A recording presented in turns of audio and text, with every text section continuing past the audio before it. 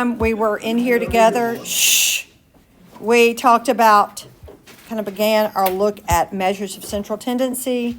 We talked about mean. What is that? Average. Average. How do you find it? You add all of it and divide by how many add up. All right. Then we talked about median. Which is the middle. The middle. What do you have to do to be able to, yes, to do what first though? Put them in order. Put them in order, least to greatest. And that's what you really should do every time. Even if you're not asked, even if it's just the mean, get in the habit of putting them in order. And then what do you do, Daniel, to find the median?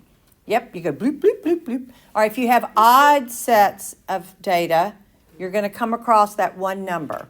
What do you do, Brady, when it's an even number of data, even piece? Add the two middle numbers up and divide it by 2. Add it up, divide by 2.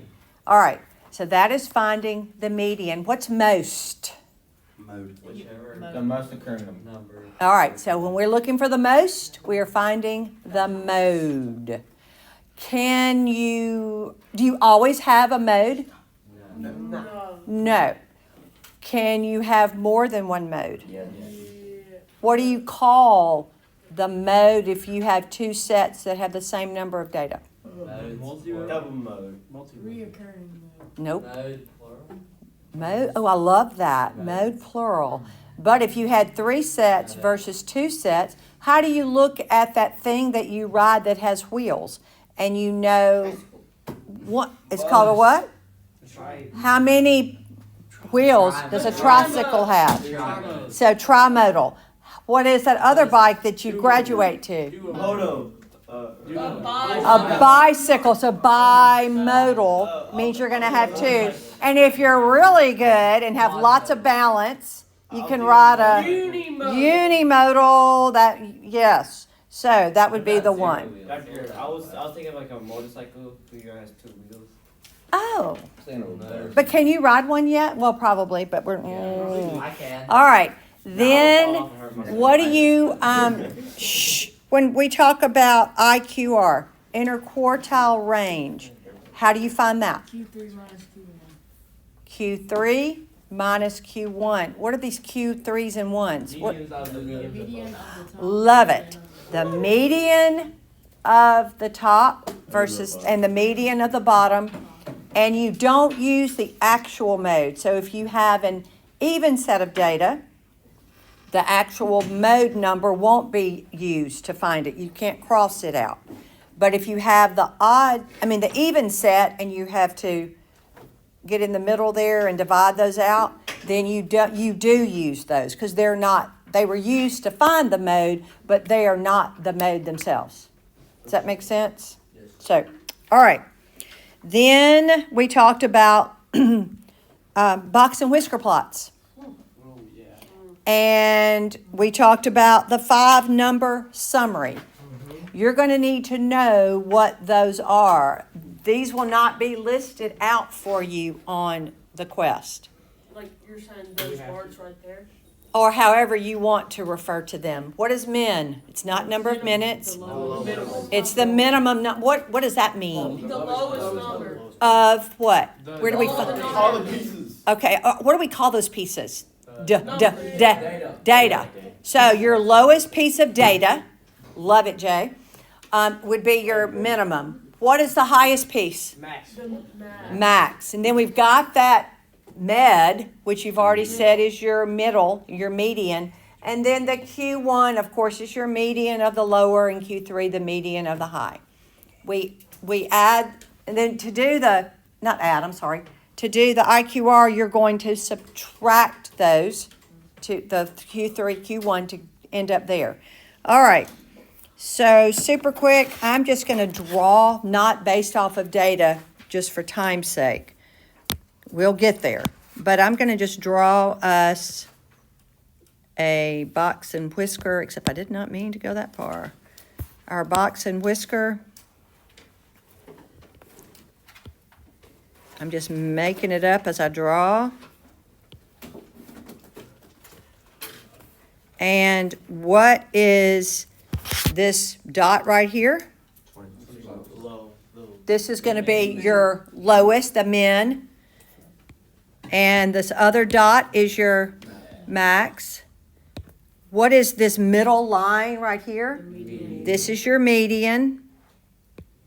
What is, oh yes, Q1. And this other one? Q3. What should always be drawn down there below everything? The number line. Now, in reality, what axis is that? The x-axis. So this is based off of the x-axis. And you would need to label the x-axis. In other words, set it up with your equal increments of division, counting by 10s, 20s, 5s, just depending on what your data set provides. Now, talking about, this is looking how a box and whisker breaks it into quartiles. Our minimum number is kind of our starting spot. And so we could say, actually, it's going to represent like a 0 because we're just getting started. So from here to here, here we get to our 25. Median is our middle point. And what's the middle point of percents? 50. Here's our 50. What's this max going to be? 100. And what's missing? 75 and 20. 75. And where would the 75 go? In between 50 and 100. Well, Q3. Q3. All right. So, then the next thing we talked about, outliers. How do you find an outlier? Times the IQ over 1. Oh, And then plus it. Hey, plus it from the Q3 and then for the Q1 you subtract it. yes. And a minute ago, all of this opened.